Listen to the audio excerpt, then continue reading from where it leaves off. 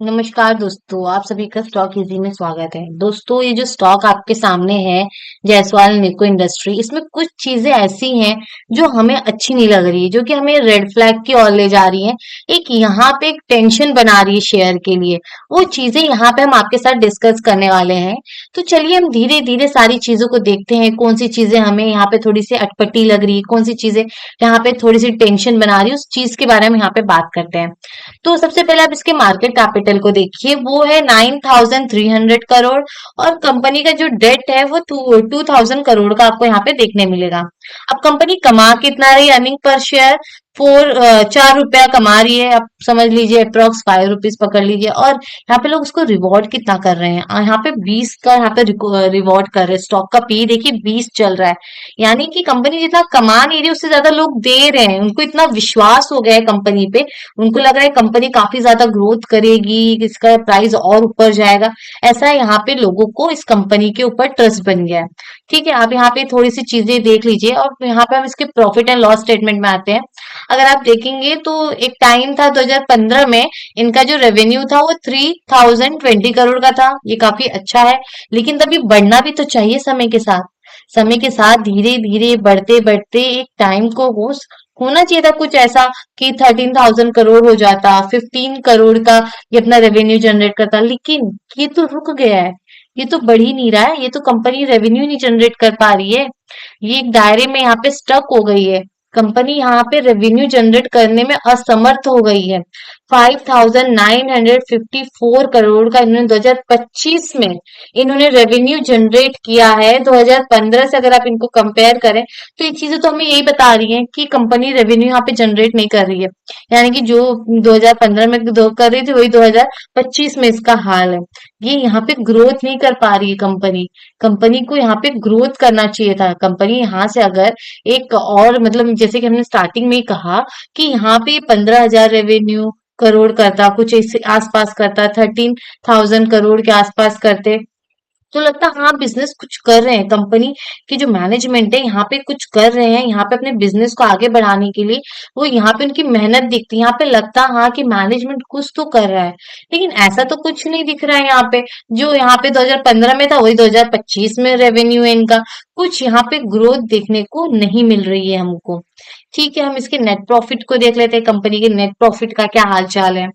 यहाँ भी कुछ ज्यादा अच्छा नहीं है। आप देखिए ना, company most of the time अगर आप देखेंगे तो company most of the time यहाँ पे माइनस में है। कंपनी यहाँ पे आपको पिछले अगर हिस्ट्री में देखे 2016 से 2021 में, तो कंपनी ने यहाँ पे नेगेटिव में, यहाँ पे आप देखेंगे इनका प्रॉफिट जो दिख रहा है, नेट प्रॉफिट नेगेटिव में, यहाँ पे इन्होंने लॉस बुक किया हुआ है। फिर अगर आप यहाँ पे देखें तो कंपनी 2022 में, आप बोले अरे इधर से तो काफी ज्यादा ग्रोथ दिख गया, कंपनी 2022 में कर दिया। ऐसा कुछ नहीं है। कंपनी ने अदर इनकम, आप देखेंगे अदर इनकम की वजह से ये यहाँ पे इनका आपका नेट प्रॉफिट बढ़ा हुआ देखिए। उसके बाद आप देखिए 2023, 24, 25 में इनके जो नेट प्रॉफिट्स हैं, आप देख सकते हैं 227 करोड़, 210 करोड़, 113 करोड़। यानी कि इधर भी गिरता ही जा रहा है, मतलब आगे चल के फिर से नेगेटिव में होने का इनका इरादा होगा। अब देखिए थोड़ा नीचे आते हैं। कंपनी ने यहाँ पे बोरो किया हुआ था, एक टाइम था 4,000 करोड़ के आसपास इन्होंने यहाँ पे बोरो किया। धीरे धीरे इन्होंने अपनी बोरोइंग्स जो थी कम कर दी। यानी कि फाइनेंशियल स्ट्रेस यहाँ पे कम होते हमें दिख गया कि कंपनी ने फाइनेंशियल स्ट्रेस कम किया है, जो कि इन्होंने हो सकता है यहाँ पे कुछ टाइम में अपने रिजर्व को यहाँ पे दे के फाइनेंशियल स्ट्रेस को कम करना चाहा होगा। अब थोड़ा हम नीचे आएंगे, यहाँ पे हम इसके ट्रेड रिसीवेबल को देखते हैं। कंपनी के ट्रेड रिसीवेबल भी इन्होंने मेंटेन कर रखा है, इतना यहाँ पे कोई टेंशन वाली बात नहीं है। यहाँ पे कंपनी के अगर हम इसके रेशियोज को देखते हैं। आप देखिए इसके रेशियोज को, एक टाइम था कंपनी के रेशियोज ठीक थे। अब यहाँ पे कंपनी ने अपने रेशियोज को भी काफी अच्छे हद तक मेंटेन कर रखा हुआ है। यहाँ पे अगर हम मेरे जो ऑब्जर्वेशन है उसके हिसाब से कोई सबसे बड़ा यहाँ पे रेड फ्लैग मुझे दिख रहा है। हमारी नजर में सबसे बड़ा जो रेड फ्लैग है ना, प्रमोटर्स है। ये हमारी नजर में बहुत बड़ा रेड फ्लैग बन चुका है अभी। आप देखिए ना, आप बोलेंगे अरे वाह, प्रमोटर्स यहाँ पे क्या कर रहे हैं, यहाँ पे वो अपने होल्डिंग को बढ़ा रहे हैं। देखने में तो ऐसे ही लग रहा है। अब जो नॉर्मल पीपल हैं, जो नॉर्मल ट्रेडर्स हैं, रिटेलर्स हैं, उनको तो लगेगा अरे वाह, प्रमोटर्स को अपने बिजनेस पे ट्रस्ट हो रहा है, वो खुद इंटरेस्टेड है, वो यहाँ पे खुद इंटरेस्टेड है कि बाय कर रहे हैं। नहीं, यहाँ पे वो क्या कर रहे हैं, यहाँ देखिए। कंपनी के प्रमोटर्स ने 99.9% अपनी होल्डिंग को गिरवी रखा हुआ है। आप सोचिए, यहाँ पे जो प्रमोटर्स की होल्डिंग है ये पूरी गिरवी रख दी है इन्होंने, पूरी की पूरी गिरवी रखी। इससे बड़ा रेड फ्लैग क्या होगा? कंपनी ने अगर अपने इंटरेस्ट को पे नहीं किया तो डायरेक्ट मार्केट में उनके शेयर्स बिकेंगे और ये प्राइस आपको यहाँ पे गिरता हुआ दिखेगा। चलिए हम इसके चार्ट को भी एक बार देख लेते हैं, ये किस तरह इसका चार्ट दिख रहा है। आपका पूरा यहाँ पे कंफ्यूजन दूर हो जाएगा, पूरा यहाँ पे जो आपका मैटर है पूरी तरह से क्लियर हो जाएगा। ठीक है, प्राइस यहाँ पे देखिए काफी अच्छा परफॉर्म कर रही है। अब यही देख के सब इन्वेस्ट कर देंगे, इसलिए कहते हैं कि फंडामेंटल्स देखो। अब देखो, एक टाइम था शेयर यहाँ पे ऊपर था, काफी समय इसने नीचे बिताया है। मुझे लगता है कि अगर हम देखें ये ऊपर कब गया था, यहाँ पे 2007 में, और रिटर्न ये ऊपर जाना कब स्टार्ट किया है, 2021 में। बाप रे, इतना लंबा वेट किसने किया होगा? जिसने यहाँ पे इन्वेस्ट किया होगा, सोचिए उसकी हालत क्या हुई होगी। इसलिए हमेशा फंडामेंटल्स देख के ही आप इन्वेस्ट करें। अब देखिए, यहाँ से शेयर्स कभी भी गिर सकते हैं, कभी भी कहें तो कभी भी गिर सकते हैं। ऐसे स्टॉक से आपको दूर रहना चाहिए जब शेयर होल्डर ने, प्रमोटर्स ने अपने होल्डिंग को यहाँ पे गिरवी रखी है। पता नहीं कब और कब इसके साथ कब क्या हो जाए ऐसे स्टॉक के साथ। इसलिए क्योंकि कंपनी का जो रेवेन्यू है, कंपनी की जो मैनेजमेंट है, वो रेवेन्यू भी यहाँ पे कंटिन्यू अपने रेवेन्यू में ग्रोथ नहीं दिखा पा रही है। आप बताइए, आप खुद देखिए आपको क्या ग्रोथ दिख रहा है इनके रेवेन्यू में, इनके नेट प्रॉफिट में आपको क्या ग्रोथ दिख रहा है? क्या ये डिजर्व करते हैं इतना भी प्राइस? देखना, एक टाइम आएगा प्राइस धड़ल्ले से नीचे गिर जाएगा, जैसे यहाँ पे गिरा था।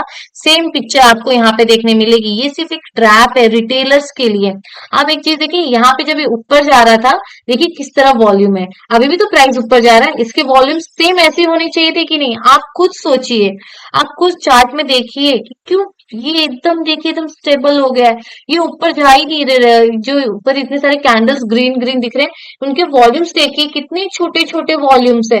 आपको क्या लगता है प्राइस यहाँ से सस्टेन करेगी? बहुत मुश्किल है। यहाँ से ट्रैप ही इस शेयर को ऊपर ले जा सकता है। अगर आप देखेंगे, भले बुलिश कैंडल यहाँ पे फॉर्म है, लेकिन इसका विक देखिए ऊपर की ओर, मतलब ये प्राइस ऊपर तो गई थी, लेकिन सेलर यहाँ पे एक्टिव हो गए, तो प्राइस को देखो कितना नीचे, उसके हाई से कितना नीचे यहाँ पे उन्होंने क्लोजिंग कराया हुआ है।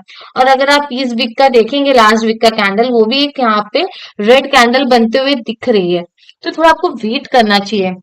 आप इसके अंदर ट्रेडिंग के लिए देख सकते हैं, जो भी आपका यहाँ पे प्लान होगा ट्रेडिंग के लिए, इंट्राडे ट्रेडिंग के लिए, वो बात अलग है। लेकिन आप इसके अंदर इन्वेस्टमेंट के लिए सोचें तो आपको एक बार और सोचने की जरूरत है कि जब प्रमोटर्स ने अपने सारे शेयर्स को गिरवी रख दिया है, कोई रेवेन्यू जनरेट नहीं हो रहा है, कोई प्रॉफिट जनरेट नहीं हो रहा है, तो क्या आपको अपने पैसे ऐसे बिजनेस में लगाने चाहिए?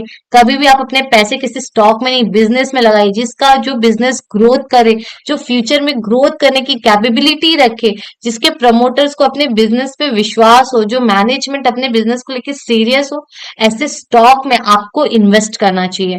ये सारे रेड फ्लैग्स है जो कि आपके दिमाग में से ऐसे ना, ऐसे ब्लफ की तरह होने चाहिए कि अच्छा, आप कभी भी स्टॉक में जब इन्वेस्ट करते हैं ना, ये सारी चीजों को देखिए कि प्रमोटर्स क्या कर रहे हैं, रेवेन्यू क्या हो रहा है। ये सारी चीजें से ना आपके दिमाग की बत्ती जल जाएगी, आपको समझ आ जाएगा कि आपको कैसे स्टॉक को चूज करना है। तो दोस्तों, आजकल वहीं रुकते हैं। अगर वीडियो आपको यूजफुल लगा तो लाइक कमेंट सब्सक्राइब जरूर करें।